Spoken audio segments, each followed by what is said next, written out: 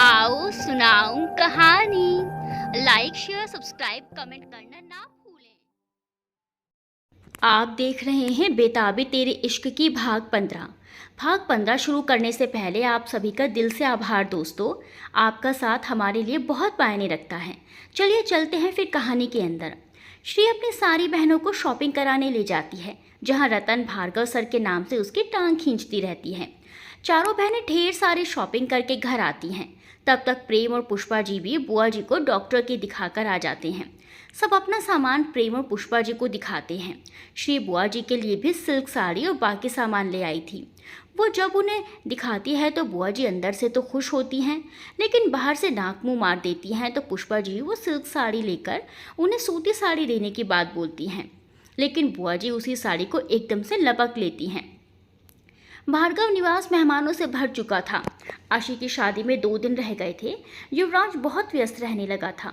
कभी कभी वो श्री को मैसेज भी नहीं कर पाता। श्री भी अपने काम में बहुत व्यस्त रहने लगी थी। वैसे भी शादी ब्याह का शुभ लगन शुरू हो चुका था।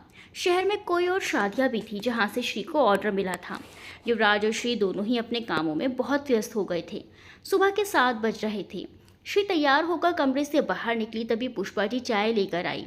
श्री को तैयार देखकर पुष्पा जी ने कहा, ईका बाबू, इतना सवेरा काहे तैयार हो गई हो? कहाँ जा रही हो? मम्मी बहुत काम है आज। काम तो तुमको रोज रहता है, देर देर रात तक काम करती हो। अब भोर होते काम शुरू हो जाता है। कबो फ़ोन तो कभी लैपटॉप लेके बैठी रहती हो। दिन भर ग्राहक लोग से बतियाते ही जाता है।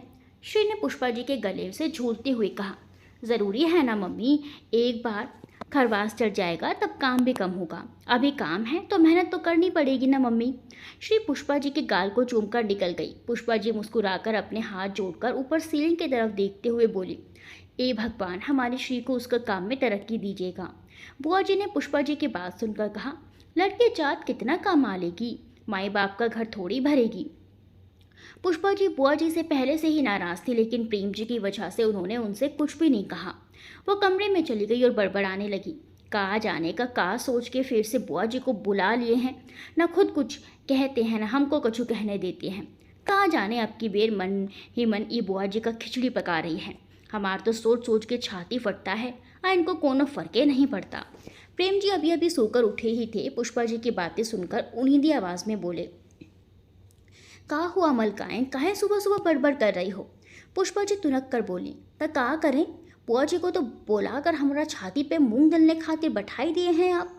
कहाँ तो उनसे पूछना चाहिए था कि वो काहे हमारा घर का सुख शांति भंग करने का कोशिश में है, और उल्टा उनका सेवा करना पड़ रहा है। प्रेम जी उठकर बैठते हुए बोले, तो आप क्या चाहती हैं मलकाइन, हम बुआ जी से जाकर क्या कहें? आप स्पेशली फ़ोन करके बुलवाए थे, हमको लगा कि आप पूछेंगे उनसे कि वो काहे तनु को भड़काएं, काहे हमारा घर का सुख शांति तोड़ने का चक्कर में रहती हैं। लेकिन आप तो सवे सेवा सहाय करवा रहे हैं। हम उनको बुलाए थे ई दिखाने की उनका कोशिश के बाद भी हमारा घर टूटा नहीं है। तनु पहले से ज़्यादा समझदार हो गई है। एक तरह से उनका आभारी हैं हम। उनका कारण से तनु के साथ साथ अब बाकी तीनों भी कान का कच्चा नहीं रहेंगी। कुछ भी कहने या करने से पहले सोचेगी। अरे लेकिन कुछ नहीं, हमको भी जल्दी जाना है भाई, लगन का टाइम है, बाजार में रौनक रहता है। तहाँ उठिए ना, आपके लाडली तक कब का चली गई है। उसका नाश्ता आप लेके जाइए, अपना सामने खिला दीजिएगा। दोपहर का खाना लेके हम आ जाएंगे। प्रेम जी ने प्यार से पुष्पा जी को अपनी बाहों में भर लिया। मलकाइन, आप ना होती तो हमारा का होता? पुष्पा जी ने अपने पति से प्यार भरे अंगालिंगन में सिमटते हुए कहा, हम ना होते तो कोनो दूसरी होती, आप अकेले थोड़ी रहते। प्रेम जी ने पुष्पा जी को छोड़ दिया और बोले, सारा रोमांस का कबाड़ा कर देती हो मलकाइन। प्रेम जी उठकर बाथरूम में घुस गए और पुष्पा जी हंसते हुए किचन में चली गई। श्री बुटीक में बहुत व्यस्त थी। फ़ोन अपने कंधे और कानों में दबाए श्री किसी से बात करते हुए ऑर्डर पैक करवा रही थी। पूरा स्टाफ बहुत ही व्यस्त था। बुटीक में नए कलेक्शन भी श्री ने बहुत मेहनत से तैयार कर रखे थे। बुटीक के भीतर किसी को भी फुर्सत नहीं थी। श्री ने अपना फ़ोन साइड में रखा और अपने स्टाफ को निर्देश देने लगी। तभी उसका फ़ोन बजने लगा। फ़ोन पर पंडित जी का नाम उभर रहा था। निर्देश देते हुए वो रुककर फ़ोन को देखने लगी।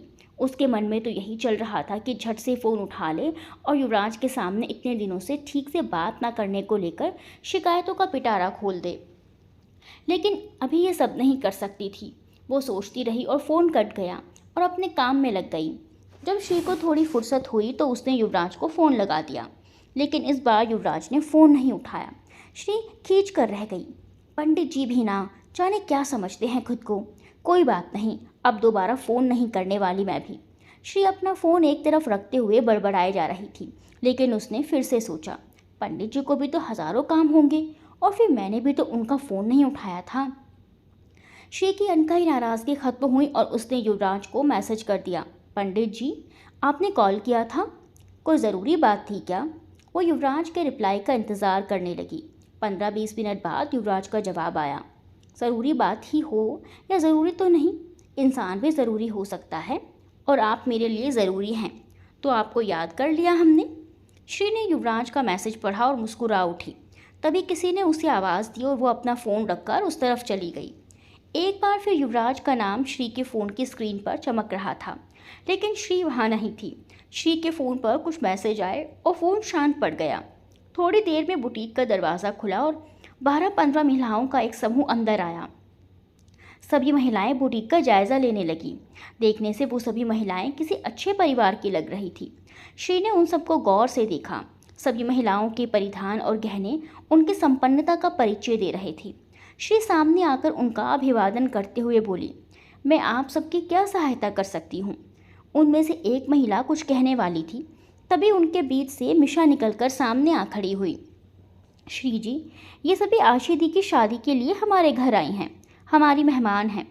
इनके हमारे लिए आपके डिज़ाइन किए गए कपड़े इतने पसंद आए कि अब इन्हें भी आपके डिज़ाइन की हुई साड़ियाँ चाहिए। श्री ये सब सुनकर जितनी हैरान हुई उतनी ही खुशी भी हुई उसे। अचानक से वो क्या करे उसे समझ में नहीं आया। उसने किसी तरह से सबको बैठने को कहा और मिशा को एक तरफ ले जाकर बोली, लेकिन मिशा, वो सभी कपड़े बनने में बहुत समय लगा है, वो सभी मेरे अब तक के बेस्ट डिज़ाइंस हैं। मैं जानती हूँ श्री जी, लेकिन इन सभी को मैं नहीं समझा सकती और आपकी हर डिज़ाइन अलग और खूबसूरत है। मिशा जाकर सबके साथ बैठ गई और श्री ने भगवान का नाम लेकर उन महिलाओं को अपनी बुटीक की साड़ियाँ दिखानी शुरू की। वो बुटीक में इतनी व्यस्त हो गई कि उसे अन्य किसी बात के लिए समय ही नहीं मिला। प्रेम जी श्री के लिए नाश्ते का डब्बा लेकर तो आए, लेकिन बुटीक में इतनी भीड़ देखकर श्री को बिना खिलाए ही डब्बा वहीं रखकर नीचे अपनी शॉप पर चले गए। उन्होंने अपने स्टाफ से सभी के लिए पानी और कोल्ड ड्रिंक्स की बोतलें भिजवा दी। सभी महिलाएं आराम से बुटीक का अवलोकन करने लगी। 4-5 घंटे लग गए इतनी महिलाओं को परिधान पसंद करने में। श्री उत्साहित थी क्योंकि सभी को श्री के डिज़ाइंस इतने पसंद आए कि सभी ने कई कई जोड़े खरीद लिए। उसने सभी महिलाओं को खुश करने में कोई कसर नहीं छोड़ी। मिशा बुरी तरह थक चुकी थी। वो एक तरफ बैठी ऊँघ रही थी तो श्री उसके पास चली आई। मिशा, आप ठीक हैं ना? मैं ठीक हूँ, बस थक गई हूँ। मुझे आशिदी के साथ रहना चाहिए था और देखिए मैं यहाँ, आज मेहंदी और संगीत भी है, सारी तैयारियाँ बाकी हैं और मैं इन औरतों के साथ फंस गई हूँ। मिशा ने खींचते हुए कहा तो श्री मुस्कुरा दी। मिशा का फ़ोन बजा, उधर से किसी ने कुछ कहा तो मिशा के चेहरे का रंग उड़ गया। लेकिन वो ऐसे कैसे कर सकती है? मिशा परेशान थी। श्री ने मिशा के कंधे पर हाथ रखकर पूछा, क्या हुआ मिशा, आप परेशान क्यों हो गई? श्री जी, आज मेहंदी का फंक्शन है, इसके लिए हमने 5 लड़कियों को बुलाया था, लेकिन ऐन वक्त पर मेहंदी वाली ने कहा कि सिर्फ एक ही लड़की आ सकती है। इतनी सारी औरतों को मेहंदी लगवानी है, सिर्फ एक लड़की होगी तो नहीं हो पाएगा ना। अब इस वक्त मुझे जाकर दूसरी लड़कियों को ढूंढना होगा, लेकिन ऐन मौके पर कहाँ से आपको मेहंदी वाली मिलेगी? अभी तक तो सारी लड़कियाँ बुक हो चुकी होंगी, लेकिन कुछ तो करना ही होगा मुझे। श्री ने सर हिला दिया और दूसरी तरफ जाने लगी। तभी मिशा ने उसका हाथ पकड़कर उसे रोक लिया। श्री जी, आप तो इतने अच्छे डिज़ाइंस बनाती हो, मेहंदी लगाना तो आपके बाएं हाथ का खेल होगा, प्लीज़ आप चलो ना। श्री सोच में पड़ गई। बचपन से ही उसे मेहंदी लगाने का शौक़ रहा था। अपनी डिज़ाइनिंग की शुरुआत कहीं ना कहीं मेहंदी लगाने से ही तो की थी उसने। अपनी बहनों के लिए भी उसने ये काम किया था, लेकिन इस वक्त बुटीक छोड़कर वो भार्गव निवास कैसे जा सकती थी? मिशा, लेकिन मैं बुटीक से देर शाम ही फ्री हो पाऊंगी। मिशा के उम्मीद भरे चेहरे पर अचानक ही निराशा छा गई। इतनी थकान के बाद अब उसे मेहंदी वाली के लिए भी भटकना पड़ेगा। क्या आप किसी मेहंदी वाली को जानती हैं? श्री सोच में पड़ गई। अचानक ही उसके चेहरे पर चमक आ गई, जिसे मिशा ने भी देख लिया। वो उत्साहित होकर बोली, इसका मतलब मेरी परेशानी का हल है आपके पास, है ना? श्री मुस्कुराकर बोली, अगर आपको सही लगे तो मैं रतन और तनु को कह सकती हूँ, वो मेरी बहनें हैं। Oh thank you so much Shri ji. कहते हुए मिशा श्री के गले लग गई। लेकिन वो दोनों क्या मान जाएंगी? मेरी बहनें मेरी कोई बात नहीं टालती। इतना कहकर श्री ने फ़ोन निकाला जिस पर युवराज के मैसेजेस चमक रहे थे। श्री ने एक नज़र उन मैसेजेस को देखा और फिर रतन को फ़ोन करने लगी। बात करने के बाद श्री ने मिशा से कहा, शाम 4 बजे रतन और तनु आपके घर पहुंच जाएंगी। मिशा के चेहरे पर राहत वाले भाव थे। थोड़ी देर बाद उन सभी औरतों ने श्री को पेमेंट किया। श्री ने औपचारिकतावश कहा, आप सब दोबारा फिर आइएगा। उनमें से एक महिला बोली, अरे बिल्कुल, बोकारो जैसे शहर में मुंबई जैसी चीज़ें मिलने लगी हैं। हमें तो यहाँ आकर बहुत प्रसन्नता हुई। श्री अपनी तारीफ सुनकर मुस्कुरा दी। तभी उनके साथ आई एक 20-22 साल की लड़की की नज़र दीवार पर लगे फ्रेम पर गई जहाँ श्री की अलीशा के साथ तस्वीरें लगी थी। वो हैरानी से बोली, वो अलीशा है ना? श्री ने सर हिला दिया। वो लड़की खुशी से उछलकर बोली, अलीशा और आपकी तस्वीर एक साथ? मतलब आप उन्हें जानती हैं? मेरा तो सपना है कि जब भी मेरी शादी हो मैं अलीशा का बनाया हुआ लहंगा ही पहनूं। श्री मुस्कुरा दी। तभी एक महिला जो उस लड़की की माँ थी उसने कहा, हाँ हाँ क्यों नहीं, अलीशा हमारी रिश्तेदार है ना जो आपका लहंगा मुफ्त में बना देगी। क्या माँ आप भी? क्या माँ क्या? एक लहंगा उनका 25 लाख का आता है। आप और आपके बड़े बड़े सपने। वो लड़की कुछ कहने को हुई तभी उसकी माँ ने कहा, घर चलिए अब बहुत देर हो गई। श्री ने कहा, वैसे मैम आप चाहे तो आपके लिए मैं लहंगा बना सकती हूँ। मैंने तो अलीशा से ही अपना कोर्स किया है। अलीशा मैम से बहुत कुछ सीखा है मैंने। उस लड़की की आंखें चमक उठी। वो श्री का हाथ पकड़ते हुए बोली, सच्ची? श्री मुस्कुरा दी। उसने अपना परिचय देते हुए कहा, मैं साक्षी हूँ और रांची में रहती हूँ। आपसे मिलकर अच्छा लगा साक्षी। श्री ने मुस्कुराते हुए कहा। एक एक कर बुटीक से निकली तो श्री एक कुर्सी पर पसर गई। वो बेहद थक चुकी थी। उसने घड़ी देखी, 2 बज चुके थे और सुबह से उसने कुछ भी नहीं खाया था। उसे तेज़ भूख लगाई थी। उसने पानी पिया और तनु को फ़ोन करने लगी। तनु और रतन दोनों ही बहुत अच्छी मेहंदी लगाना सीख गई थी। आस पड़ोस की औरतें अक्सर ही उन्हें मेहंदी लगवाया करती थी। तनु को ढेर सारी नसीहतें देने के बाद श्री ने अंत में कहा, तनु देख, वहाँ कोई गड़बड़ मत करना, सिर्फ अपना काम करना। फ्री होते ही मैं वहाँ आऊँगी, तब तक तू और रतन अच्छे से सब संभाल लेना। ओहो दी, मेहंदी ही तो लगानी है, इसके लिए तुम इतना क्यों दबाव ले रही हो? वो भार्गव निवास है तनु, हमारा ब्लॉक नहीं, इसीलिए अच्छे से रहना। तनु ने खींचते हुए कहा, ठीक है, भार्गव निवास में भी इंसान ही रहते हैं, कोई देवता नहीं। इसलिए समझा रही थी तुझे, अपनी ज़्यादा बोलने और कम सोचने की आदत को बदल। रतन घर पहुंच ही रही होगी, तू भी जल्दी कर और दोनों साथ में चली जाना। ठीक है दी। मम्मी कहाँ है? श्री ने पूछा। तभी दरवाज़ा खुला और पुष्पा जी अंदर आते हुए बोली, मम्मी यहाँ हैं। पुष्पा जी श्री के लिए लंच लेकर आई थी। उन्हें देखकर श्री घबरा गई। शिट, मम्मी लंच लेकर आई हैं और मैंने तो नाश्ता भी नहीं किया। ये सोचते हुए श्री ने सामने रखा नाश्ते का डब्बा छुपाने की कोशिश की, लेकिन पुष्पा जी की नज़र पड़ गई। कहाँ लुका रही हो जी? पुष्पा जी ने आंखें छोटी करके पूछा तो श्री ने नकली मुस्कान बिखेरते हुए कहा, कुछ नहीं मम्मी। पुष्पा जी ने आंखें छोटी करके देखा तो श्री ने झट से कहा, क्या मम्मी, मुझे भूख लगी है और आप सवाल जवाब में पड़ी हैं। जल्दी बताइए आज क्या है खाने में?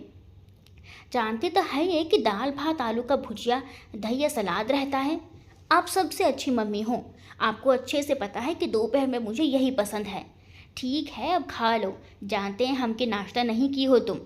डब्बा लुकाने से कुछ नहीं होता। श्री ने अपने दांतों से जीभ काट लिया और कोई जवाब नहीं दिया। वो चुपचाप पुष्पा जी के हाथ से खाना लेकर खाने लगी। मम्मी, रतन और तनु को पंडित जी के घर जाना है। खाना खाते हुए श्री ने पुष्पा जी को इधर उधर बताना शुरू किया। पुष्पा जी संतुष्ट सी श्री और उसके बुटीक को देखती रही। रतन और तनु भार्गव निवास के बाहर खड़ी सुंदर सी सजावट को देख रही थी। फूलों और रंग बिरंगी लाइट से सजा हुआ भार्गव निवास अद्भुत नजर आ रहा था। अभी अंधेरा नहीं हुआ था, इसीलिए लाइट्स जली नहीं थी, लेकिन फिर भी भार्गव निवास की सुंदरता देखते ही बन रही थी। तनु ने कहा, शादी वाला घर भी दुल्हन की तरह श्रृंगार कर खूबसूरत बन जाता है। रतन ने सर हिला दिया। उसे श्री की शादी का दिन याद आने लगा था।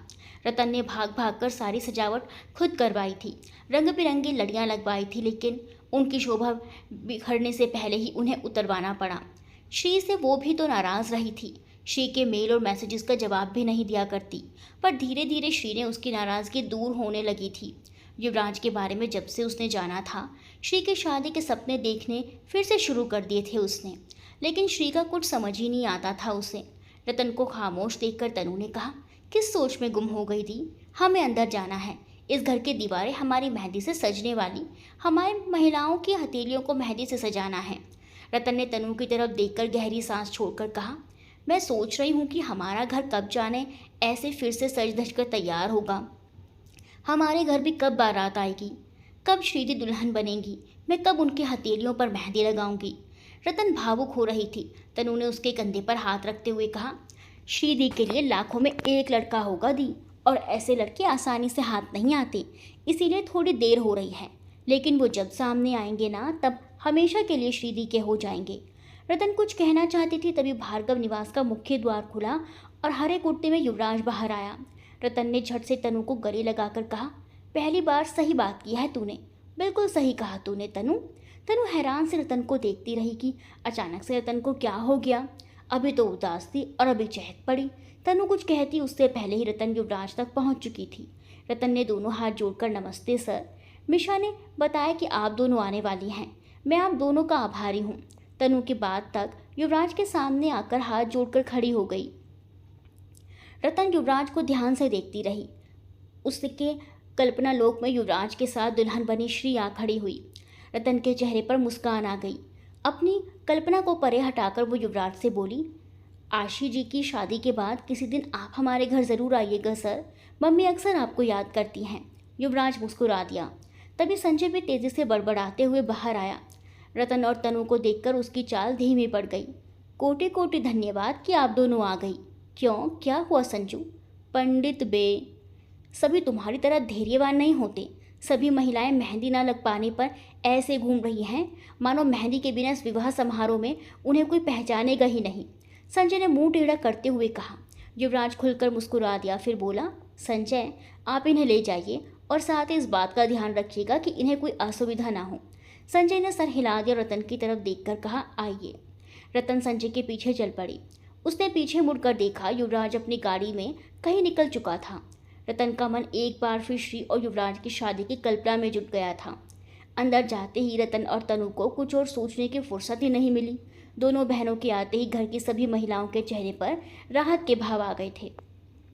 मिशा भागकर रतन के पास आकर बोली, आपको श्री जी ने भेजा है ना? रतन और तनु ने अपना परिचय दिया और फिर वो मेहंदी लगाने में जुट गई। रतन और तनु ने सधे हुए हाथ से जब मेहंदी के डिज़ाइन हथेलियों पर उकेरने शुरू किए तो सभी महिलाओं की आंखों में प्रशंसा भरे भाव नजर आने लगे। आशी के हाथों में भी मेहंदी लगने शुरू हो गई थी। जब उस मेहंदी वाली ने रतन को देखा तो झिझकते हुए आशी से बोली, दीदी मुझे मेहंदी लगाने का ज़्यादा अनुभव नहीं है, मैं तो वहाँ सीखने जाती थी और अभी सीख ही रही हूँ। आप दुल्हन हैं और मुझे घबराहट हो रही है कि कहीं आपकी मेहंदी से ज़्यादा सुंदर बाकियों की मेहंदी ना हो जाए। आशी हैरानी से उस लड़की को देखने लगी और बोली, क्या कहना चाहती हो, साफ साफ कहो। उस लड़की ने रतन की तरफ इशारा करते हुए कहा, मैं ये कह रही थी कि क्यों ना आपकी मेहंदी वो लगाएं, मैं बाकी की महिलाओं की मेहंदी लगा देती हूँ। मिशा आशी के साथ ही बैठी थी। उसने रतन को आवाज़ दी, रतन जी। रतन मेहंदी लगाने में तल्लीन थी। उसने सर उठाकर मिशा की तरफ देखा और फिर मेहंदी लगाते हुए बोली, जी कहिए, आप बहुत ही सुंदर मेहंदी लगाती हैं। रतन मुस्कुरा दी और अपने काम में लग गई, इसीलिए आप ही हमारी दुल्हन की भी मेहंदी लगाएंगी। रतन ने चौंक कर मिशा को देखा, फिर उसकी नज़रें आशी की तरफ गई जो मायूस सी बैठी थी। रतन की नज़रें आशी की हथेली की तरफ गई जहाँ अधूरी सी मेहंदी लगी थी। फिर उसने मेहंदी वाली की तरफ देखा। उसके मेहंदी लगाने के अंदाज से ही रतन समझ गई कि वो मेहंदी लगाने में निपुण नहीं है। रतन ने पलकें झपकाकर आशी को भरोसा दिलाया और बोली, दुल्हन की मेहंदी ही सबसे सुंदर होगी, आप चिंता मत करिए। थोड़ी ही देर में रतन आशी के पास बैठी उसके हाथों में मेहंदी लगा रही थी। मेहंदी वाली लड़की तनु के साथ मिलकर बाकी महिलाओं को मेहंदी लगाने लगी। समय ऐसा बंधा कि महिलाओं ने ढोलकी की थाप पर शगुन के गीत शुरू कर दिए। रतन और आशी हल्की फुल्की बातें भी करने लगी थी। तो बताइए, क्या नाम है दुल्हे राजा का? आशी ने शर्म से गुलाबी पड़े गालों के साथ कहा, जी अश्वेश। रतन ने छेड़ते हुए कहा। जी अश्वेश, बहुत ही अलग नाम है। आशी मुस्कुरा दी। तो बताइए, पूरा नाम ही लिख दूं या सिर्फ जे? आशी उलझन भरी नज़रों से देखते हुए बोली। जे? आपने ही तो बताया दूल्हे का नाम जी अश्वेश है, तो जे ही पहला अक्षर है ना? ये देखिए, मैंने तो लिख भी दिया। आशी हड़बड़ाते हुए बोली। अश्वेश? उनका नाम अश्वेश है, जो ए अक्षर से शुरू होता है। आशी ने अपनी हथेली पर देखा। रतन ने बहुत सुंदर तरीके से दुल्हे का पूरा नाम अश्वेश लिख दिया था। आशी ने राहत की सांस ली तो रतन हंस पड़ी। आप छेड़ रही थी मुझे? होने वाली दुल्हन को छेड़ने से उसका निखार और बढ़ जाता है, ऐसा मैंने सुना है। आशी रतन की बात सुनकर हंस पड़ी। तभी मिशा आकर सामने बैठ गई। ये क्या? जीजू का नाम तो बिल्कुल ही साफ साफ नजर आ रहा है। इसे तो छुपा कर लिखना था ना। ये तो आशी जी के लिए है। कम से कम इन्हें तो पता होना चाहिए कि उनके पति का नाम कहाँ छुपा है। बस आप देखते जाइए, बिल्कुल सामने होते हुए भी ये नाम ऐसे छुप जाएगा कि मिशा ने पूछा तो रतन मुस्कुराते हुए चुप हो गई। मिशा ने फिर पूछा, नाम ऐसे छुप जाएगा कि? तभी तनु की आवाज़ आई दी कि सारी रात बस नाम ढूंढने में ही बर्बाद हो जाएगी। एक पल को वहाँ सन्नाटा छा गया। आशी शर्म से सर झुकाए बैठी रही। रतन ने घूरकर तनु को देखा तो तनु ने कंधे उचका दिए। तभी किसी की धीमी हंसी सुनाई दी। मेहंदी लगाने आई लड़की मुंह दबाए हंस रही थी। उसे देखकर मिशा भी हंस दी। तभी साक्षी की आवाज़ आई, चीजू ढूंढ ही लेंगे अपना नाम दी की हथेली पर। आखिर वो अपनी रात यूं ही व्यर्थ कैसे होने देंगे? धीरे धीरे सभी लड़कियां वहां बैठी हंसने लगी। मिशा ने कहा, आशी दी, आप जीजू की हेल्प कर देना, रात बर्बाद नहीं होगी। आशी ने घूरकर मिशा को देखा तो मिशा शरारत से मुस्कुरा दी। सभी लड़कियां आशी को छेड़ने लगी थी। तनु रतन भी थकने लगी थी, लेकिन वो कुछ कह नहीं पा रही थी। अधिकांश महिलाओं के मेहंदी लग चुकी थी, लेकिन भार्गव परिवार की महिलाओं को मेहंदी लगानी बाकी थी। संजय किसी काम से उस तरफ से गुजरा तो उसकी नज़र रतन पर पड़ी, जो किसी को मेहंदी लगाते हुए अपने कंधे भी दबा रही थी। कुछ सोचकर वह दूसरी तरफ बढ़ गया। शाम गहराने लगी थी। धीरे धीरे संगीत की महफिल भी सजने लगी थी। मेहंदी वाली की समस्या के कारण अब संगीत के साथ साथ ही मेहंदी भी लग रही थी। रतन के हाथ बहुत ही जल्दी जल्दी चल रहे थे। वहाँ मौजूद सभी महिलाओं के हाथों में रतन की कला चमक बिखेर रही थी। तनु ने भी पूरा सहयोग किया था। रतन अब पूरी तरह थक चुकी थी, लेकिन चाहकर भी किसी से कुछ कह नहीं पा रही थी। तभी अचानक लाइट्स ऑफ हो गई और अंधेरा हो गया। रतन के हाथ भी काम करते करते रुक गए। ये क्या हो गया? अरे, लाइट्स कैसे चली गई? कोई देखो ज़रा। अरे, जनरेटर स्टार्ट करो। चारों ओर शोर समझ गया, लेकिन रतन के लिए ये राहत की बात थी। वो सोफे पर निढाल हो गई और आराम करने लगी। तभी संजय की आवाज़ सबके कानों में पड़ी।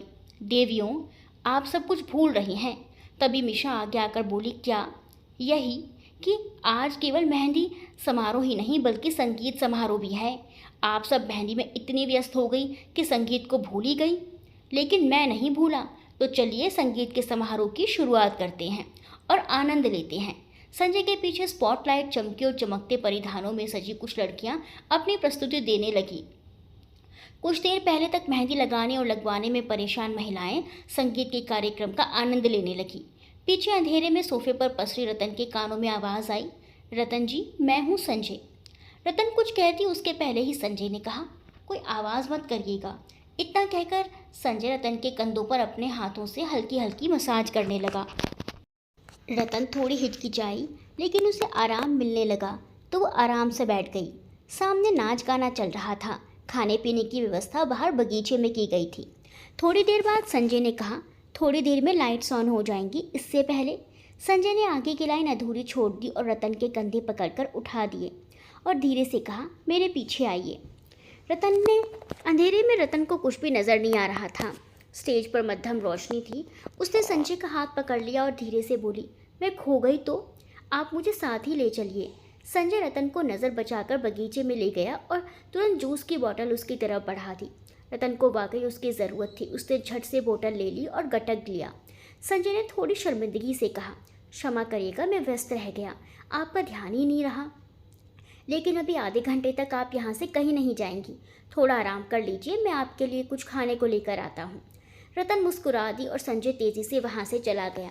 रतन ने तनु को मैसेज कर दिया और झूले पर टिककर बैठ गई। अंदर संगीत का धमाकेदार कार्यक्रम चला हुआ था, तो कुछ देर के लिए मेहंदी के बारे में सभी भूल गई थी। रतन झूले पर बैठी कुछ सोच रही थी। तभी उसका फ़ोन बजने लगा। उसने फ़ोन उठाकर कान से लगाया और थकी हुई आवाज़ में बोली, हेलो दी। रतन, काफ़ी देर हो गई, मैं तुम दोनों को लेने आ रही हूँ।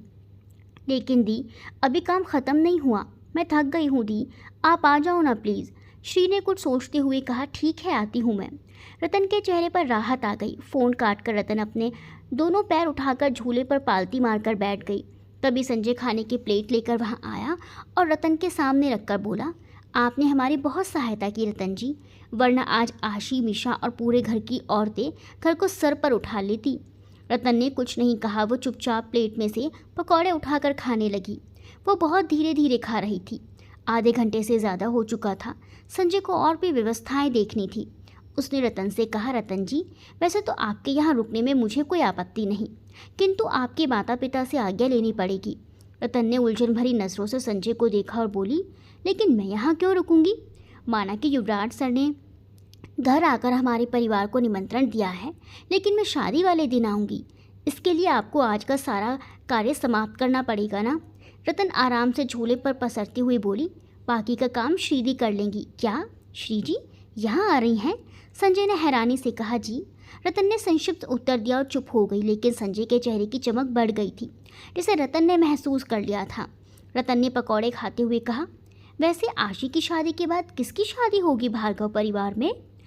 होने तो पंडित जी की चाहिए, किंतु संजय ने कुछ सोचकर फिर बोला, इस विषय को रहने दीजिए रतन जी। पंडित के विवाह की चर्चा कोई करे, उसे ये बिल्कुल पसंद नहीं। आखिर दी ने युवराज सर का प्रस्ताव क्यों ठुकरा दिया? संजय इधर उधर देखने लगा और बोला, रतन जी, आप परेशान ना हो, मैं अकेला आशी के विवाह की प्रतीक्षा में था। एक बार आशी का विवाह हो जाए, उसके बाद पंडित और श्री जी के बारे में सोचते हैं। रतन ने सर हिला दिया। वैसे युवराज सर हैं कहाँ? उन्हें देर से देखा नहीं उन्हें। पंडित जी किसी काम से बाजार गया है, आता ही होगा। दी भी आती ही होंगी। संजय और रतन एक दूसरे को देखकर मुस्कुराए। क्या आप भी वही सोच रही हैं जो मैं सोच रहा हूँ? रतन ने सर हिला दिया। संजय और रतन दोनों ने एक साथ कहा, काश ये दोनों एक साथ आएं। तभी मुख्य दरवाज़ा खुला और श्री अंदर आई। अंदर आकर वो रुकी और मुस्कुराते हुए पीछे मुड़ी। युवराज भी उसके पीछे अंदर आया और श्री के साथ आकर खड़ा हो गया। रतन ने संजय को देखा। दोनों ने आंखों ही आंखों में कुछ इशारा किया और दोनों भागकर एक तरफ छिपकर दोनों को देखने लगे। युवराज ने श्री से कहा, आप पूरे दिन काम कर रही थी, बहुत थकी हुई प्रतीत हो रही हैं आप। श्री ने मुस्कुराकर कहा, जी, बुटीक से सीधा यहीं आई हूँ, देर तक काम चलता है आजकल। युवराज ने इधर उधर देखा और श्री का हाथ थामते हुए उसे बगीचे की तरफ ले आया। झूले की तरफ मध्यम रोशनी थी। उसने श्री को झूले पर बैठाकर कहा, मैं अभी आया। श्री की थकी हुई थी। झूले पर उसे बहुत अच्छा महसूस होने लगा। रतन और संजय छुपकर दोनों को देखते रहे। युवराज थोड़ी ही देर में लौटा। उसके हाथों में जूस का ग्लास और एक प्लेट में सजे व्यंजन थे। उसने श्री के हाथों में थमा दिया और श्री के साथ झूले पर बैठ गया। श्री ने प्लेट युवराज की तरफ बढ़ा दी।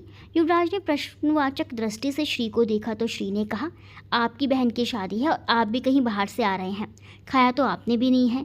युवराज मुस्कुरा दिया और प्लेट से निकालकर खाने लगा। श्री और युवराज बिना कुछ बोले धीरे धीरे खाते रहे। अचानक युवराज को खांसी आई तो श्री ने अपने बैग से निकालकर पानी की बोतल युवराज की तरफ बढ़ा दी।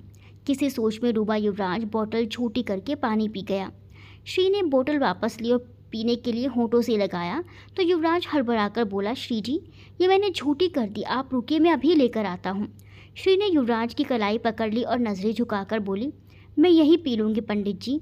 श्री ने पानी पिया, बोतल संभालकर अपने बैग में रख लिया। युवराज के साथ रतन और संजय भी हैरानी से श्री को देखते रहे। युवराज के चेहरे पर हल्की मुस्कान तैर गई। उसने श्री के चेहरे पर आए बाल अपनी उंगलियों से ठीक करते हुए कहा, अब हमें अंदर चलना चाहिए। श्री ने हाँ में सर हिला दिया और उठ खड़ी हुई। युवराज आगे बढ़ा, तभी उसे एक झटका सा लगा और वो रुक गया। श्री ने पीछे से आकर युवराज की पीठ पर सर टिका दिया और अपने हाथ आगे करके उसके सीने पर रख दिए। युवराज दो पल स्तब्ध रह गया। फिर उसने श्री के हाथों को थाम लिया। श्री कुछ नहीं बोली। ये प्रेम है श्री जी, जो आपको अधिकार देता है, जो मुझे अधिकार देता है, और कुछ सोचने की आवश्यकता नहीं आपको। श्री युवराज से अलग हुई और धीरे धीरे उसके साथ चलने लगी। युवराज आगे चलकर रुककर बोला, आप भीतर जाइए, मुझे कुछ याद आया। युवराज पीछे की तरफ चला गया और श्री आगे बढ़ गई। दूसरी तरफ से संजय और रत्न बाहर निकले और रतन हैरानी से बोली, ये क्या चल रहा है सर और दी के बीच में? दोनों इतने सहज हैं। दी की हरकतों से साफ पता चलता है कि वो सर को कितना प्रेम करती हैं, और सर तो दी के साथ इनकार के बाद भी कितने सहज हैं। ये क्या चल रहा है? मैं पागल हो जाऊंगी। आप अभी इतना परेशान ना हो रतन जी, आप अंदर जाएं। श्री जी को आपको ढूंढ रही होंगी। रतन ने सर हिला दिया और आगे बढ़ गई। संजय झूले पर जा बैठा और धीरे से बोला, पंडित बे, मैं रतन से ज़्यादा दिनों तक कुछ नहीं छुपा पाऊंगा। युवराज की आवाज़ आई। तो तुम हो? युवराज को आभास हो चुका था कि वहाँ श्री और उसके अलावा और भी कोई है, इसीलिए श्री को उसने अंदर भेज दिया और स्वयं वहीं रुक गया। तो तुम हो? मुझे आभास हो चुका था कि यहाँ तुम ही हो सकते हो। युवराज ने संजय के बगल में झूले पर आकर बैठते हुए कहा। मुझे भी पता चल गया था कि तुम्हें पता है कि मैं यहाँ हूँ, संजय ने युवराज की ओर बिना मुड़े ही कहा।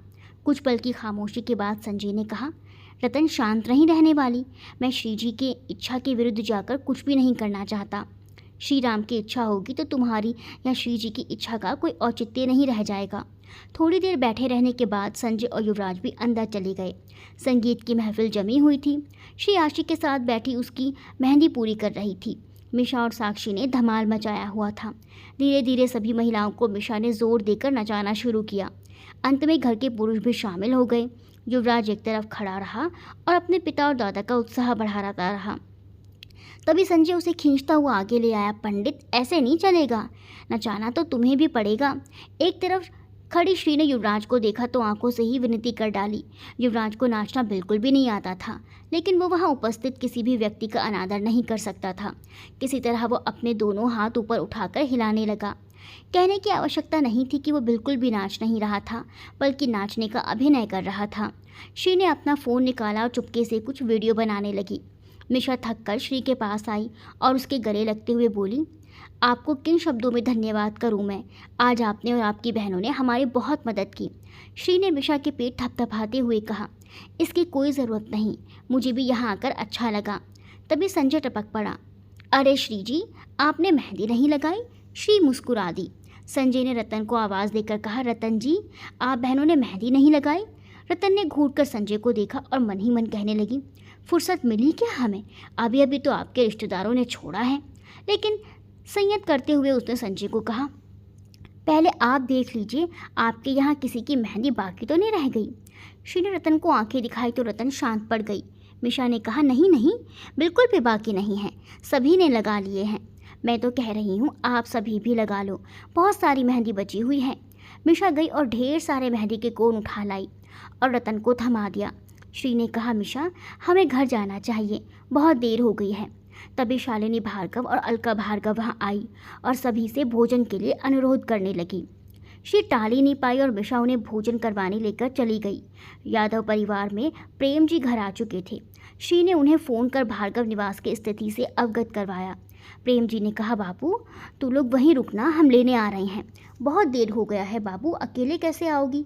आप चिंता मत करिए पापा, हम लोग आ जाएंगे। प्रेम जी कुछ कहने ही वाले थे कि उनके फ़ोन पर आवाज़ आई। शालिनी जी कह रही थी, आप लोग भोजन कर लीजिए, युवराज और संजय आप तीनों को सकुशल छोड़ आएंगे। प्रेम जी ने आवाज़ सुनी और निश्चिंत हो गए। ठीक है बाबू, आओ तुम लोग। जी पापा, आप लोग खाना खा लीजिए, फ़ोन कर चुका था। रश्मिका खाना खाकर कमरे में जा चुकी थी।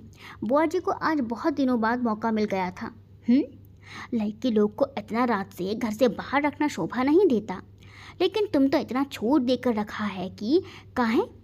प्रेम जी ने संयत स्वर में कहा, ज़रूरी काम से गई है तीनों, थोड़ी देर में आ जाएंगी। तुमको क्या पता कि कौन सी जरूरी काम से गई हैं? आजकल का ज़माना बड़ा ही ख़राब है। क्या पता कोनो लड़का के साथ कुछ छर्रा उड़ा रही हो। श्रद्धा तक काम का बहाना से कितना लोग से बतियाती रहती है, और तुम्हारी और रतनवा उसकी संगत में ढेर रहती है। कई दिन से देख रहे हैं हम, रंग ढंग बदला हुआ है दोनों का। तनुआ और सिधवा है। बुआ जी की बातें सुनकर पुष्पा जी की मुठ्ठियाँ भिज गई। प्रेम जी की भी बोहें तनी हुई थी, लेकिन फिर भी वो चुप ही रहे। बुआ जी को उनकी चुप्पी से और बल मिला। वो बोलती गई, श्रद्धा का लक्षण तो पहले से ही खराब है, देखना तो मुंह काला करवा रहेगी तुम्हारा, पीठ पीछे आप तुमको पता। बुआ जी अपना वाक्य पूरा कर पाती उसके पहले प्रेम जी ने अपना हाथ जोर से टेबल पर पटक दिया और लाल आंखों से बुआ जी की तरफ देखा। बुआ जी की मानो सांसें अटक गई। प्रेम जी ने एक शब्द भी नहीं कहा, लेकिन उनके चेहरे से उनका क्रोध साफ झलक रहा था। वो कुछ कहते उसके पहले ही पुष्पा जी बोल पड़ी, ए जी, आज हमको माफ़ कर दीजिए, बाकी आज हम चुप नहीं रह सकते। इतना कहकर वो बुआ जी की तरफ मुड़कर बोली, का दिक्कत है आपको हमसे, हमारी बेटी लोग से या हमारा परिवार से? खाली बड़बड़ होने का लिहाज से चुप हैं। हम इतना दिन से एक चलते भी आप काहे हमारा घर बिगाड़ना चाहती हैं, काहे हमारा बेटी लोग को भड़काती रहती हैं? बुआ जी ने अपना बचाव करने की कोशिश की। हम काहे भड़काएंगे, ये कैसी बात कर रहे हो तुम हमसे दुल्हन? इससे ज़्यादा अच्छे से बात नहीं होगा हमसे अब। बहुत मुश्किल से चुप थे हम इतना दिन से, तो आपको लगा कि हम लोग कुछ जानते नहीं हैं। तनु का दिमाग से खेल कर आप हमारा घर तोड़ने की कोशिश की, उसका इतना भड़काए कि वो हमारा खिलाफ हो गई। मन तो हमारा था कि उसी टाइम आपका घर जाकर झगड़ा करने का, बाकी क्या करें, ये सब सीखे नहीं ना हम। अरे हमारा बस चलता ना तो आपको अपना घर में दोबारा पैर नहीं रखने देते। बाकी जाने कहाँ सोच कर ही आपको बुला लिए। इनका बात का मान रखकर हमारा बेटी लोग आपका इज्जत कर रहे हैं, सेवा कर रहे हैं, लेकिन आप अपना आदत से बाज नहीं आ रही हैं। चाहिए का आपको हम लोग से? हम लोग का सुख शांति काहे आपको देखा नहीं जाता? का बिगाड़े हैं हम आपका? 100 साल पुराना बात लेकर आप अभी आज का टाइम काहे ख़राब करती हैं? जब आपके भैया भाभी जिंदा थे तबे काहे नहीं आप अपना हिसाब किताब कर ली? आमा तो काम कम से कम बाबूजी अम्मा जी से ही मांग लेते तो चाहिए था। 3 पीढ़ी का बदला आप हमसे हमारी बेटी लोग से काहे लेने आई हैं? एक बार आप देखने आई जब दुख का पहाड़ टूट पड़ा था, जब भैया जी या भाभी मरे थे तब कैसे संभाले हम सब कुछ? अच्छा बाबूजी या अम्मा जी बीमारी के चलते मरे था, अकेले सेवा किए हम, 4 बेटी तो बूढ़ा बीमार बुजुर्ग, कितना तपस्या किए हम, तब जाके आज फल मिल रहा है। तो आप आगे हमारा सुखी संसार में आग लगाने? पुष्पा जी हाँफने लगी थी। प्रेम जी ने उनका हाथ पकड़कर उन्हें बैठा दिया। चुप हो जाइए अब मलकाइन। पुष्पा जी का क्रोध अब तक शांत नहीं हुआ था। उन्होंने आवेश में आकर प्रेम जी से कहा, आपका यही अच्छा ही ना इनको हिम्मत देता है। इनको लगता है कि आप बुड़बक हैं, हम भी बुड़बक हैं, हमारे बेटे लोग भी बुड़बक हैं। बस एक यही दुनिया में चालाक हैं। अपना चालाकी से कहा जाने कौन सा खजाना पालेंगी। पुष्पा जी का ये रूप बुआ जी ने पहली बार देखा था। शायद पुष्पा जी भी पहली ही बार ऐसे आवेश में आई थी। वो कमज़ोर बेचारी या बेवकूफ़ नहीं थी। औरतें कभी कमज़ोर या बेवकूफ़ नहीं होती, वो सब कुछ समझ कर भी चुप रहती हैं, लेकिन समय आने पर वो अपना मुंह ज़रूर खोलती हैं। आज पुष्पा जी ने भी यही किया। उनकी कही हर बात बिल्कुल सही थी। पिछले कई सालों से जिस तरह से उन्होंने सब कुछ संभाला था वो एक कमज़ोर स्त्री नहीं कर सकती। बड़ी से बड़ी कठिनाइयों को पार करते हुए वो यहाँ तक पहुँची थी। प्रेम जी का संबल और इस परिवार की धुरी थी वो। बुआ जी के सामने जिस तरह वो आज खुल कर आई थी, जाहिर था कि उनकी सहन शक्ति ने आज जवाब दे दिया था। बुआ जी को मानो सांप सूंघ गया था। उन्हें पता ही नहीं था कि उनके बारे में ये परिवार सब कुछ जानता है। अब क्या होगा, ये सोचते हुए उन्होंने एक नज़र प्रेम जी को देखा और फिर नज़रें झुकाकर बैठी रही। शालिनी और अलका भार्गव ने श्री रतन और तनु का आभार व्यक्त किया। आप बहनों के कारण आज का समारोह इतने अच्छे से पूरा हुआ। हम चाहते हैं कि कल पूरे दिन के कार्यक्रम में आप सभी हमारे परिवार के साथ मौजूद रहें। श्री कुछ कहना चाहती थी, लेकिन शालिनी भार्गव के सामने कुछ कह नहीं पाई। उसने हाँ में सर हिला दिया। श्री और रतन दोनों ही बहुत थक चुकी थी। रतन और तनु पिछली सीट पर फैल कर बैठ गई और तनु ने आंखें बंद करते हुए कहा, दी मुझे घर पहुंचकर उठा देना। श्री आगे बैठ चुकी थी, संजय के बैठने की जगह नहीं बची, इसीलिए वो रुक गया। रतन और तनु बेसुध सी आंखें बंद कर लेटी रही। तनु तो सो चुकी थी, लेकिन रतन चुपचाप युवराज और श्री से नजरें बचाते हुए उन्हें देखती रही। युवराज ने गाड़ी बढ़ा दी और श्री का हाथ अपने हाथों में लिए गियर बदलता रहा। श्री के लिए यह छोटा सा 15 मिनट का सफ़र बहुत रोमांचकारी था। युवराज के साथ तो खामोशी से सफ़र करना बेहद खूबसूरत अनुभव था।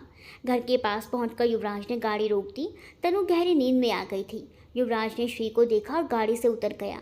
उसने श्री की तरफ का दरवाज़ा खोला और हाथ बढ़ा दिया। श्री ने मुस्कुराते हुए युवराज का हाथ थाम लिया और श्री निकल गई। अचानक ही पिछला दरवाज़ा खुला और रतन आंखें मसलते हुए बाहर निकली और बोली, अकेले में हाथ थामना कोई बड़ी बात नहीं, पूरी दुनिया के सामने एक दूसरे का हाथ थाम लो आप दोनों। श्री ने हड़बड़ी कर युवराज का हाथ छोड़ दिया और रतन को घूर कर देखने लगी। रतन ने तनु को आवाज़ देकर उठाया और लंबी सी उबासी लेते हुए कहा, घूरो मत ऐसे दी, मैं डरती नहीं तुमसे, वो तो मुझे बहुत नींद आ रही है इसीलिए जा रही हूँ। रतन तनु को घसीटते हुए आगे बढ़ गई। श्री ने युवराज की तरफ देखा जिसके चेहरे पर मनमोहक मुस्कान थी। श्री ने धीरे से कहा, रतन की तरफ से मैं माफ़ी मांगती हूँ पंडित जी। रतन ने ऐसी कोई बात नहीं की, आपको क्षमा मांगनी पड़े। श्री इस समय अपने बारे में बात नहीं करना चाहती थी। उसने बस सर हिला दिया। शुभ रात्रि श्री जी, कल मिलते हैं। युवराज फिर वहां नहीं रुका, वो गाड़ी में बैठ गया। श्री दरवाजे के भीतर चली गई तो युवराज भी लौट आया। अगली सुबह यादव परिवार में अगली सुबह श्री, रतन, तनु और राशि ने अपने कमरे में बाजार लगा रखा था। आशी की शादी के फंक्शंस में पहनने के लिए चारों बहनों ने पूरी तैयारी कर ली थी। वैसे भी बहुत दिनों बाद उन्हें यूँ सजने संवरने का मौका मिला था। पहुंचे अपने बिस्तर पर खामोशी से बैठी थी। पुष्पा जी मन ही मन अपनी बेटियों को देखकर खुश हो रही थी। पुष्पा जी ने आवाज़ दी, खाली कपड़ा लत्ता निहार के पेट भर लोगी तुम लोग कि नाश्ता भी करोगी? जल्दी आओ सब। प्रेम जी ने नाश्ते के टेबल पर आते हुए कहा, आज बाबू लोग ज़्यादा ही तैयारी में है मलकाइन, कुछ है का आज? आप भूल गए, पंडित जी का बहन का ब्याह है ना आज, चलना है ना शाम को? पुष्पा जी ने प्रेम जी को याद दिलाते हुए कहा, अरे आज है ना, ठीक है मलकाइन, सांझ का हम जल्दी आ जाएंगे, साथ ही चलेंगे। प्रेम जी ने कहा, बाबू लोग अभी जा रही हैं, हम लोग सांझ में चलेंगे। पुष्पा जी ने प्रेम जी को नाश्ता परोसते हुए कहा। चारों बेटियां अपनी तैयारियों में लगी हुई थी। पुष्पा जी ने दोबारा आवाज़ नहीं दी। उन्होंने एक प्लेट लगाई और बुआ जी के पास आकर बोली, बुआ जी नाश्ता कर लीजिए। बुआ जी ने धीरे से प्लेट पकड़ ली। पुष्पा जी प्रेम जी के पास आकर बैठ गई। थोड़ी देर बाद बुआ जी ने कहा, दुल्हन हमारा टिकट कटवा दो, आज हम लौट जाएंगे। बुआ जी की आवाज़ में विवशता, पछतावा और तकलीफ थी जो पुष्पा जी साफ महसूस कर पा रही थी। प्रेम जी ने अपना नाश्ता खत्म किया और बुआ जी के पास आकर बैठ गए। उन्होंने बुआ जी के कंधे पर हाथ रखते हुए कहा, बुआ जी शाम को पार्टी में जाना है, अब बढ़िया से तैयार हो जाइएगा, कल का बात भूल जाइए सब। बुआ जी हैरानी से प्रेम जी को देखने लगी तो प्रेम जी ने कहा, अभी आँख का ऑपरेशन नहीं हुआ है, जब हो जाएगा तब चली जाइएगा। तुम नाराज़ नहीं हो हमसे बबुआ? बुआ जी ने प्रेम जी से पूछा। बुआ आप ज़्यादा सोचना बंद कर दीजिए, ई उम्र में खाली अपना सेहत का, खाने पीने का चिंता करना चाहिए आपको। प्रेम जी उठ खड़े हुए। पुष्पा जी प्रेम जी के पास आकर बोली, श्री का बुटीक भी आज आप देख लीजिए तनी, श्री भार्गव निवास जा रही है ना? प्रेम जी ने सर हिलाया और निकल गए। थोड़ी देर बाद ये चारों लड़कियां तैयार होकर निकली और बातें करते हुए नाश्ता करने लगी। लड़कियों ने हल्दी के फंक्शन के लिए पीले पीले परिधान पहन रखे थे।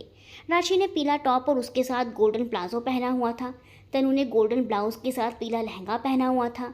रतन ने पीले और गुलाबी रंग का पटियाला पहना था। श्री ने पीले रंग का अनारकली सूट पहन रखा था। चारों ने हल्का मेकअप किया था। पुष्पा जी कमरे में गई और काजल के डिब्बी उठा लाई। बारी बारी से उन्होंने अपनी बेटियों के कान के पीछे काला टीका लगाया और भावुक होते हुए बोली, भगवान हमारी चारों बेटे लोग का बुरी नज़र से बचाए। पुष्पा जी की नज़रें बुआ जी पर पड़ी और फिर अपनी बेटियों की तरफ घूम गई। श्री ने पुष्पा जी की आवाज़ में छुपी उदासी को भांप लिया था। श्री खड़ी हुई और पुष्पा जी के कंधे थामते हुए बोली, कुछ हुआ है क्या मम्मी? आप परेशान लग रही हैं। पुष्पा जी ने मुस्कुराते हुए कहा, तुम लोग को बहुत दिन बाद ऐसे सजते संवरते देख रहे हैं ना बाबू, तो हमारा मन खुश हो गया। श्री ने कहा, शाम को मैं आऊँगी मम्मी और आपको भी मैं ही तैयार करूँगी। रतन ने कहा, तब पापा को मैं तैयार करूँगी, आखिर उनको भी मम्मी के सामने अच्छा लगना चाहिए ना। पुष्पा जी ने हंसते हुए कहा, अच्छा बहुत बातें हो गया, अब जल्दी नाश्ता करो सब और निकलो, हम भी तनी बाजार जाएंगे। श्री ने ऑटो बुलवा लिया था। थोड़ी ही देर में चारों बहनें भार्गव निवास के लिए निकल गई। भार्गव निवास में मानो शोर सा मचा हुआ था। हल्दी की रस्म का इंतज़ार हो रहा था और साथ ही बारात के स्वागत की तैयारियां भी चल रही थी। रतन, तनु और श्री के लिए सभी परिचित थे, लेकिन राशि को सब नया नया लग रहा था। वो घूम घूम कर भार्गव निवास देखने लगी। भार्गव निवास का वो बड़ा सा बगीचा हल्दी की रस्म के लिए तैयार था। पीले और सुनहरे रंग की सजावट बहुत ही सुंदर लग रही थी। संजय वहाँ पर्दे लगा रहे लड़के को कुछ निर्देश दे रहा था। तभी राशि पीछे आ खड़ी हुई। नमस्ते सर। संजय ने मुड़कर देखा तो राशि को देखकर हैरान हो गया। रश्मिका आप? जी सर, बहुत अच्छा किया जो आप भी आ गई, कल केवल आपकी ही कमी थी यहाँ। राशि मुस्कुरा दी। आप अकेली? नहीं नहीं, श्रीदी, रतन दी और तनु दी भी आई हैं। मैंने आपको देखा तो मिलने चली आई। बहुत बहुत धन्यवाद आपका, वरना देखिए आपकी तीनों बहनों ने मुझसे मिलना ज़रूरी नहीं समझा। संजय छोटी शिकायत करने लगा। अरे नहीं सर, वो तो मैंने आपको देख लिया तो आ गई। संजय और राशि बातें करने लगे। आज भार्गव निवास में मेहमानों की संख्या और भी बढ़ गई थी। शादी होटल से होने वाली थी। यहाँ सारी रस्में पूरी कर सभी लोग होटल जाने वाले थे। बगीचे में ही एक तरफ खाने पीने की व्यवस्था थी। संजय बातें करते करते राशि को उस तरफ ले गया। तभी साक्षी कुछ लड़कियों के साथ वहाँ चली आई। संजय ने साक्षी से राशि का परिचय करवाते हुए कहा, साक्षी, ये रश्मिका है, श्री जी मतलब श्रद्धा जी की सबसे छोटी बहन। साक्षी बहुत खुशी से रश्मिका से मिली। हाय रश्मिका। साक्षी ने खुश होकर अपना हाथ आगे बढ़ा दिया। राशि ने भी तभी साक्षी की हथेली थाम कर कहा, हेलो। तभी साक्षी के साथ आई एक लड़की ने कहा, सबसे छोटी यानी आप 4 बहनें हो। राशि ने सर हिला दिया। मानना पड़ेगा आपके पेरेंट्स को, जिन्होंने 4 लड़कियों की जिम्मेदारी उठाई हुई है। उसके साथ खड़ी दूसरी लड़की ने कहा तो राशि के चेहरे पर सख्ती वाले भाव आ गए। संजय को ये बात नागवार गुजरी। वो राशि के सामने आकर खड़ा हो गया और कठोरता से बोला, हाँ सिम्मी, इनके माता पिता वास्तव में बहुत ही अच्छी हैं और उन्होंने अपने बेटियों की जिम्मेदारी बहुत अच्छी से उठाई है। साथ ही उनकी चारों बेटियां इतनी योग्य हैं कि उन्हें इन पर गर्व है। लेकिन काश कि यही बात मैं तुम्हारे लिए कह पाता। सिम्मी तिलमिला गई। क्या मतलब है आपका? मतलब कि आज सुबह ही आपकी माताजी को मैंने कहते सुना कि हमारे सर से सिम्मी नाम का चोड़ा उतरे तो गंगा नहाए हम। इस लड़की ने तो हमें ठीक से पढ़ाई की और न ही किसी चीज़ में रुचि ही है इसे, बस सारा दिन फैशन करती रहती है। संजय ने ये बात जिस तरह से सिम्मी के साथ खड़ी लड़की हंस पड़ी। राशि के चेहरे पर भी हल्की सी मुस्कान चली आई। मेरी मम्मी ऐसा कुछ कह ही नहीं सकती, वो मुझे बहुत प्यार करती हैं। हर माता पिता अपने लायक और नालायक सभी बच्चों से प्यार करते हैं। मैं देख लूँगी संजय आपको। जी बस 2 ही दिन, फिर आप अपने रास्ते। सिम्मी और पैर पटकती वहाँ से चली गई। सिम्मी आशा की मालका भार्गव के रिश्ते में भतीजी लगती थी। अलका जी के भाई आलोक की पत्नी अंजना ने बचपन से ही सिम्मी को अपने पास रखा हुआ था। अंजना के एक ही बेटा था और दूसरी संतान का सुख उन्हें नहीं मिला। किसी रिश्तेदार की बच्ची को उन्होंने अपना लिया था। उसके जाते ही संजय राशि की तरफ देखकर बोला, रश्मिका जी, मैं इस बेवकूफ़ लड़की की तरफ से आपसे माफ़ी मांगता हूँ। राशि कुछ कहती उसके पहले ही श्री उसे ढूंढती हुई वहाँ खड़ी हुई थी। देखते हैं कैसी रहती है आशी की शादी। आप सभी आना मत भूलिएगा। मिलते हैं आशी की शादी में, तब तक के लिए बाय बाय दोस्तों।